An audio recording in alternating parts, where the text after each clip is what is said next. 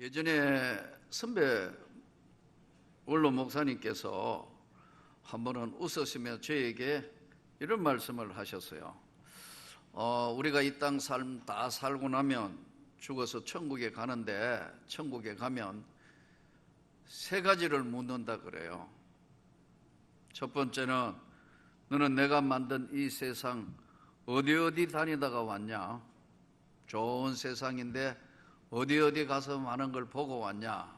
물으시고, 두 번째는 너는 내가 만든 이 세상 음식을 무엇 맛있는 거 먹다가 왔냐?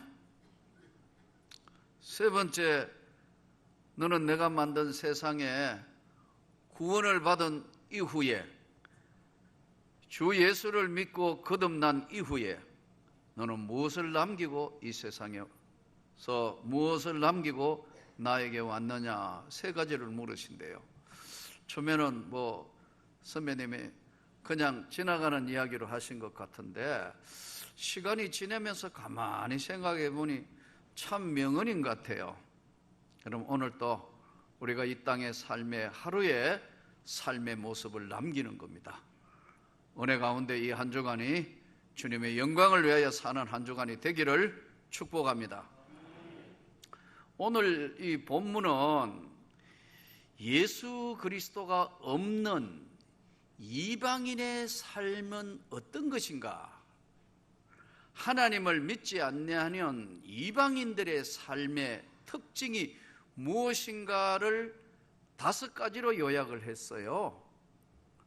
첫째, 이 예수가 없는 이방인의 삶의 첫 번째가 뭐냐면 목적이 없이 사는 것이다. 동의하십니까? 가만히 지나고 보니까, 그러므로 내가 이것을 말하며 주 안에서 증언하노니 이제부터 너희는 이방인이 그 마음에 허망한 것으로 행한 같이 행하지 말라. 목적지 없이 산다는 거예요. 이방인의 삶이. 우리가 정말 돈을 많이 벌어서 재산이 많으면 진짜 행복한 것인가? 권력이 많으면 행복해지는 것인가? 아니면 우리가 기도하고 간구한 대로 뭔가가 다 우리 눈에 들어와서 이루어지면 행복한 것인가? 결코 그런 건 아니라는 거죠. 이 세상의 삶에, 하나님 없는 백성의 삶의 첫 번째 특징이 뭐니까 목적 없는 삶이라는 거예요. 또 두 번째, 예수 그리스도가 없는 이방인의 삶의 특징은 그의 총명이 어두워지고 그들 가운데 무지함과 그들의 마음이 굳어짐으로 말미암아 하나님의 생명에서 떠나 있다. 내적인 어둠 속에 산다는 거죠. 총명이 어두워졌다. 똑똑한 것 같은데 그 마음이 하나님이 없는 인생이고, 그 마음에 하나님 두기를 싫어하며 생명에서 떠나 있는데 내적인 어둠에 갇혀 있다는 거예요.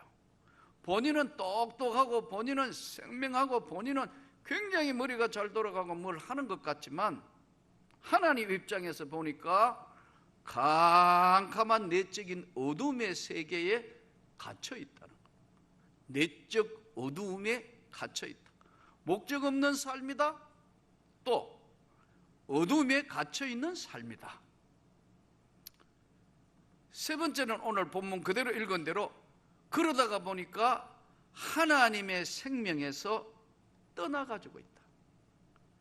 하나님이 말씀하시는 그 말씀이 들어가지 않기 때문에 하나님이 주시는 한 번밖에 없는 삶의 영생 구원을 받을 수 있는 기회나 하나님의 은혜를 입을 수 있는 기회를 떠나 있으니까, 어둠에 갇혀 있으니까 하나님의 생명에서 떠나 있도다. 즉 생명력을 상실했다. 이렇게 말씀해요. 여기서 오늘 본문을 굉장히 유의 있게 봐야 되는데, 오늘 18절을 다시 한번 보시기 바랍니다. 그들의 총명이 어두워지고 그들 가운데 있는 무지함과 그들의 마음이 굳어짐으로, 이 굳어진다는 게 원어로는 프로시스라는 말씀인데, 굳어졌다. 이게 무슨 말이냐면 마음이 대리석처럼 되어버린다. 아무리 해도 하나님 말씀에 안 들어간다는 거예요. 대리석 아시죠? 프로시스. 굳어져 있는데 어느 정도 굳어져 있느냐 하면은 대리석처럼 마음이 굳어져서 하나님의 생명의 말씀이 들어가지 않는다는 거예요. 예. 마음이 굳어진 정도가 아니고 이게 대리석처럼 돼서 하나님의 말씀이 들어갈래야 들어갈 수 있는 방법이 없다는 거예요. 왜냐하면 청명이 어두워진 큰 어둠의 감옥에 갇혀 있는 것 같고, 동시에 무지함과 마음이 프로시스, 대리석처럼 되어 있기 때문에 하나님의 생명에서 멀어져 있다. 하나님의 생명에서 상실되어 버렸다. 목적 없는 삶, 동시에 어둠 속에 갇혀 있는, 본인은 깨닫지 못하지만 큰 거대한 영적 어둠의 세계에 갇혀 있고 생명력에서 상실되어 있다. 네 번째는 통제력을 상실한다. 그러다가 보니까 사는 삶에 마음이 굳어져 있기 때문에 통제력을 상실했다. 무엇을 하면서 그들이 감각 없는 자가 되어 자신을 방탕함에 방임하여 모두는 더러운 것을 욕심으로 행하되, 더러운 것을 욕심으로 행하는데 욕심이 너무 지나쳐가지고 우리가 볼 때는 저 정도만 재산을 가지고 있어도 뭐 충분할 텐데, 이 정도면 충분할 텐데 욕심이 끝이 없다는 거예요. 통제력을 상실했다. 이 통제력은 스스로 하나님 앞에 돌아보면서 이러면 안 되는데, 정말 잘 해야 되는데, 이 통제력을 스스로가 상실을 했다. 그래서 여러분 보세요. 예? 참 우리 주변에 일어나는 거 한번 보세요. 그렇게 장관하고 그렇게 멋있는 모든 사람들한테 높은 자리에 있다가 교도소 가는 거 보세요. 그거 안 해도 살잖아요. 재벌쯤 되면 그런 짓 안 하고도 살 수 있을 텐데 왜 그렇게 되느냐? 스스로 통제력을 잃은 거란 말이에요. 그러니까 가질수록, 많이 소유할수록 통제력을 상실하지 않도록 노력을 해야 되는데, 안 믿는 세계는 그게 안 통한다는 거예요. 왜냐하면 목적 없는 삶이고 하나님 생명에 떨어 있고 어둠에 갇혀 있기 때문에 스스로가 하나님 없는 인생을 보니까 통제력을 상실했다. 마지막으로는 이게 뭐냐면 욕심을 따라 살기 때문에 타인의 삶에 나쁜 영향을 미치는 거예요. 좋은 영향을, 선한 영향을 미쳐야 되는데 이게 나쁜 영향을 미친단 말이에요. 그래서 성경은 말씀하기를 너희는 유혹의 욕심을 따라 썩어져가는 구습을 따르는 옛사람을 벗어버리고, 옛사람을 벗어버리고, 옛날 살아왔던 방식과 모든 것은 벗어버리고, 그리고 하나님을 따라 의와 진리의 거룩함에 지으심을 받은 새 사람을 입으라 명령어예요. 옛사람은 벗어버리라. 옛사람은 옛날 생활을 하고 새 사람은 새 생활을 한다는 겁니다. 구약 성경에 보면 창세기 5장에 아담 이후의 삶을 쭉 이제 족보가 나옵니다. 구약의 족보의 특징은 뭐냐면요, 구약 성경의 족보가 나오는 족보는 죽음의 족보예요. 누가 누구를 낳고 누가 누구를 낳고가 아니고 누구를 낳고 죽었더라. 무드셀라 969세를 살았는데 누구를 낳고 누구를 낳고 죽었더라. 죽은 이야기예요. 죽고런데 신약 성경이 예수 안에 오면서 낳고예요. 구약 성경은 죽고, 신약 성경은 예수 안에 있는 자에게 태어난 삶은 낳고 새 생명이에요. 과감하게 옛사람을 벗어버리기를 축복합니다. 이것은 명령을 하는 거예요. 옛 습관 구습을 따라 욕심을 따르는 옛사람을 벗어버리라. 예수를 잘 믿는, 오래 믿는, 몇 대를 믿은 가정들이 아무것도 아닌 것 같지만요, 흘러오는 은혜가 있습니다. 지켜온 하나님의 축복의 손이 그 안에 있어요. 그래서 대부분 목사님들이 결혼을 할 때 단대 믿는 가정이냐, 몇 대를 믿은 가정이냐 묻는 이유가 거기 있어요. 몇 대를 이은 가정에는 다 쌓아놓은 은혜와 흘러가는 하나님의 축복의 강의 길이 있어요. 아브라함과 이삭과 야곱과 요셉에게 베푸신 하나님의 축복의 강이 흘러가는 게 있다고요.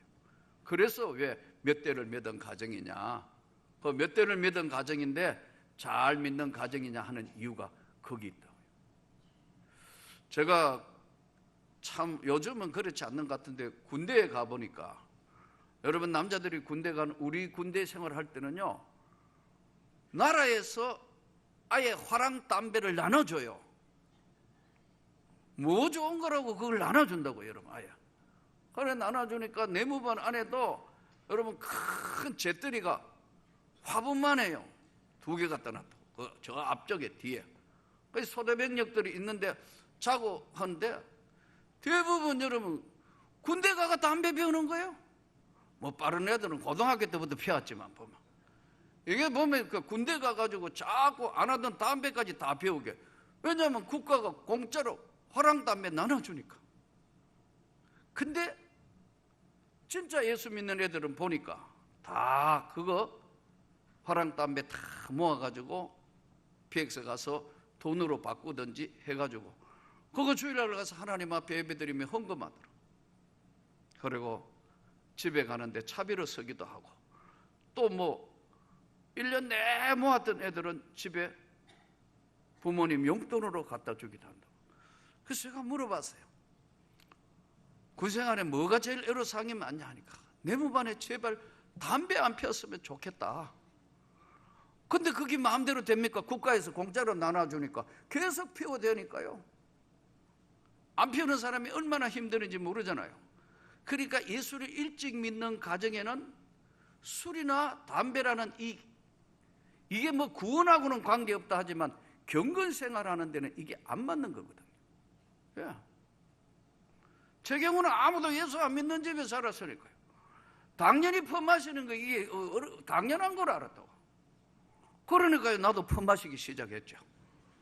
아무도 부담이 없으니까, 그래 다 아버지 어머니 다 온 형제들 다 마시니까 당연히 그거 마시는 거고. 그렇잖아요. 분위기라는 게 이게 옛 습관을 벗는다는 것은 단호한 결단이 필요하다고요. 한 번은 이 보람에 가다가 보니까, 여러분 보람에 지금 이 운동하러 이렇게 가다 보면 다리 있는데 그늘에 여름에는 꼭 남자분들이 앉아가지고 나이도 그렇게 안 많은데 전부 둘러 앉아가 고스톱 친다고 난리도 아니에요. 이게 하여튼 1,000원짜리 5,000원짜리 10,000원짜리 고스톱 치는데, 그 지나가다가 안 봐야 되는데 옆에 이래 보니까 고스톱 치는데 화투장이 흔하게 저거 빼면 설사하겠는데, 이게 나도 지금 옛날에 하던 솜씨가 있어요. 지나가다가 그게 눈에 들어오는데, 아차, 이게 여러분 지금 은혜 받고 난 데는 지금 30몇 년 동안은 제가 그랬잖아요. 한 잔에 30억을 준다 해도 안 먹는다. 이제부터는 하나님 싫어하시는 건 안 한다. 보지도 않을 거다. 원칙을 지켜왔단 말이에요. 근데 그 옛날에는 잡기에 능하다가 보니까 고스톱도 옛날에는 다 쳐봤다고. 그 지나가다가 보니까 눈에 확 들어오는데, 여러분 한 번도 안 했던 옛날 습관, 나쁜 습관은요, 죄는 끌어당기는 힘이 있어요. 이 죄의 권능이라는 건 절대 무시하면 안 돼요. 그래서 범죄자들, 전과자들이 목회자 하는 것을 반대하는 이유가 거기 있어요. 은혜가 떨어지면 본성이 살아나는 거거든요. 저는 여러분들이 과감하게 옛날 습관을 벗어버리기를 축복합니다. 이 부분에는 단호해야 합니다. 여러분, 협상이 없어요. 물러설 자리도 없고, 옛 습관으로 한두 번만 가면요, 마귀가 그래 별거 없잖아. 너 잡기 시작합니다. 그러면 그게 한 발 그래가지고 무너지는 사람 많이 봤어요. 옛 습관은 명령어예요. 의와 진리를 따라 사는 이 삶은 옛 습관을 과감하게 벗어버려야 합니다. 과감하게 이 옷 벗으려 그래봐요. 몸에 쪼이는 옷을 벗으려면 어떻게 해야 돼요? 자켓을 내려야 되고, 예? 안 벗어지면 어떨 때는 어떻게 해야 돼요? 단추라도 뜯어야지. 그렇잖아요? 확 뜯어서 벗어버리고, 그리고 의와 제3의 십자가의 그 은혜에 예수 그리스도로 옷 입으라는 거예요. 믿습니까? 하나님 앞에 바른 삶이 무엇인가를 오늘 옛사람의 옛 습관과 새사람의 새로운 습관의 삶은 다른 삶입니다. 죽은 삶이고 새로운 삶이고 생명력에서 떠나 있도다. 사실 이제 이 본문에 유의 깊게 봐야 되는 프로세스, 굳어진다. 마음이 굳어지면, 은혜가 떨어지면 사람이 자꾸 강팍해져요. 짜증 자주 내고요, 화 자주 내고요. 자꾸 뭐냐면 사람이 달라져요. 점차 예수 그리스도로 옷 입어서 부드러워지기를 축복합니다. 교회 안에서도 얼굴이 굳어지지 않고 언제나 주님의 말씀 앞에서 겸허해지는 그런 축복이 있기를 축원합니다. 사실 이제 추석 명절이 시작되고 하는데 우리 모든 기독교인이 사실은 제사 문제로 항상 고민을 하고 고통을 겪습니다. 천주교는 보니까 갤럽 조사에 나와 있는 것, 연구소의 발표에 보니까 약 80%가 제사를 지금 지내고 있다고. 그러나 제사를 우상 숭배로 볼 것인가, 조상에 공경하는 효로 볼 것인가, 이 문제는 첨예하게 천주교 전례사나 우리 기독교 전례사에도 이 문제가 첨예했습니다. 사실은. 그래서 사실은 1552년 그리고 1610년까지 중국 명나라에 천주교를 전례했던 마테오 리치, 역사에 나오는 신부죠. 중국 옷 착용했고 중국 유교식으로 이제 제사를 지내고 다 한 거예요. 교황청에 허락을 해달라, 이는 효를 표시하는 거다, 이렇게 했다고. 그런데 그 천주교가 허용을 하다가 1631년부터 1633년에 프란체스코 이제 회의에서는 이 사람들은 우상 숭배로 원칙을 정했어요. 더더군다나 1645년에 교회 역사를 보면 이노센트 10세가 위반하면 신부고 뭐고 다 파문하겠다. 한번 허용했다가 허락했다가 허용했다가 허락했다가, 이걸 원칙이 없이 여러분 회의, 어떤 사람 교황되고 회의해가 괜찮아 하다가 안 돼, 파문해, 괜찮아 했다가 파문해, 왔다 갔다 한다. 그러다가 보니까 우리나라의 기독교 천주교 역사에 보세요.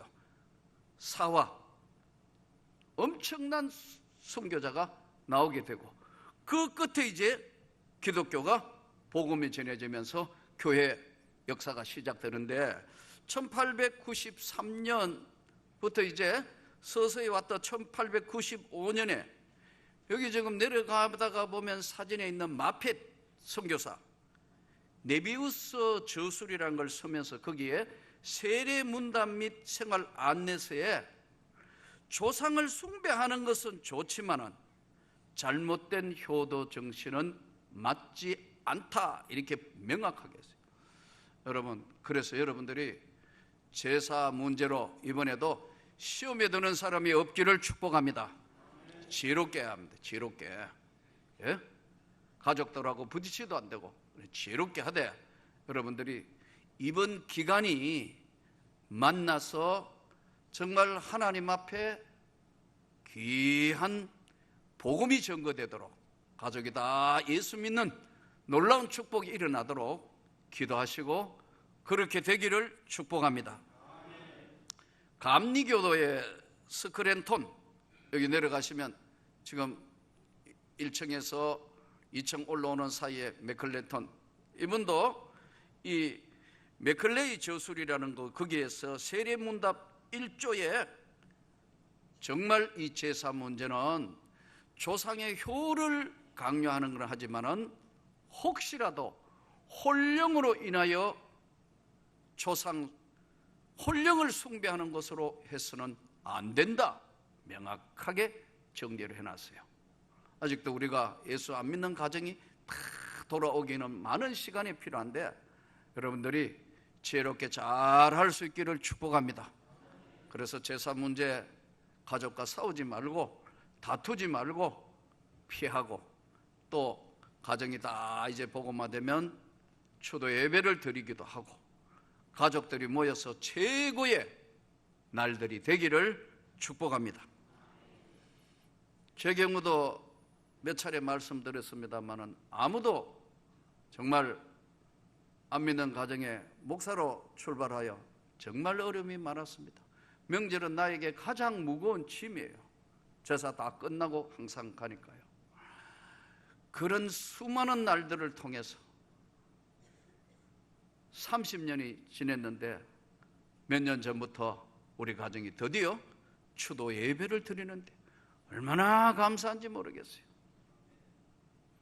근데 처음 추도 예배를 드릴 때는, 요즘은 추도 예배 드리면 그래도 드릴만 해요. 찬송도 따라하고 막 부드러운데, 야, 첫 해에 추도 예배 드리는데 난 등에 식은땀 내면서 예배 드리기는 처음이에요. 10명 둘러 앉아가 있는데, 예? 이 순서지 가져와 가지고 하는데 아무도 입도 안 띈단 말이에요. 분위기가 얼마나 내려누리는 분위기인지 제가 우리 집사람 보고 가면서 기도하니까 절대 시키지 말아요. 왜냐하면 부담스러우니까. 그래가지고 예배 인도하며 기도하며 찬송하며 북치고 장구치고 다 하는 겁니다, 여러분. 아무도 지금 없는데 주기도문 하고 나면 정말 힘들고 어려운 추도 예배가 지금은 똑같은 찬송만 계속 부르니까 주 안에 있는 나에게 딴 근심이 있으랴, 다 아는 찬송 바꾸면 못 따라하니까 계속 따라 하다가 보니까 이제는 익혀져 가지고 얼마나 잘 따라하는지 요즘은 뭐 아주 부드럽고 그냥 좋아요. 시간이 필요합니다, 여러분. 지혜가 필요합니다. 이번 기회에 온 가족에게 복음이 전거되기를 축복합니다. 옛 사람을 벗어버린다는 것이 옛날 습관을 내가 되돌리고 바꾼다는 거예요. 여러분, 특별히 이번에 멀리 운전하러 가시는 분들, 운전은 두 종류 때는 절대로 운전하면 안 돼요. 하나는 첫째, 음주운전 하나 절대 안 돼요. 예수 진짜 잘 믿는 여러분들은 음주운행 할 일이 절대 없겠지만, 음주운행하면 정말 이것은 국가적으로도 처벌하겠지만 절대 안 되는 거예요. 두 번째, 여러분들이 정말 화가 나가 있고 너무너무 화나가 분이 나서 스스로 절제가 안 될 때는 운전하시면 안 돼요. 사고 나요. 제가 어떤 권사님 글을 한번 읽었는데 보니까 자기가 너무너무, 그분은 화난 게 아니고 너무너무 바빠서 그날 아침에 막 차를 몰고 가는데 뒤에서 버스가 계속 빵빵빵빵빵빵 하는 거예요. 자기도 차선대로 따라가는데 무슨 버스가 계속 빵빵 하니까 목사님이 그랬대요. 어지간하면 양보해주고 운전할 때는 마음의 여유를 가지고 그렇게 하라. 목사님 하시던 말씀이 생각나서 차선을 바꾸어주고 비켜주니까 버스가 막 급하게 앞으로 가더래요. 그래서 이제 다시 차선을 제가 쭉 따라가는데 급하게 가던 버스가 그날 성수대교가 무너지는 날이었어요. 버스가 날아가, 눈앞에서. 버스가 눈앞에 날아가 버려서 자기는 겨우 그 부서지는 다리 앞에서 겨우 섰는데 다리가 후들거려서 내려올 수가 없더래요. 그 이후에 그 광경을 보고 난 뒤에 오랜 동안 트라우마로 남아있었다고 그런 고백글을 읽은 적이 있어요. 여러분, 오늘 아무것도 아닌 것 같지만 과감하게 맞지 않는 옛사람은 벗읍시다. 이 옛날 옛습관은 우리를 죄로 끌어오는 강한 힘이 있어요. 30년 잊어버렸는데도 한순간에 원위치할 수 있는 이 죄에는 강한 유혹과 권능이 있습니다. 이것을 이길 수 있는 것은 오직 십자가의 은혜만 가능하다. 주 앞에 붙들려 있을 때만 가능하다. 내 힘이 아닌 성령이 나를 지켜주시고 나와 함께 하시는 그 하나님의 은혜가 나에게 함께 있으므로 의와 새 사람을 입어라.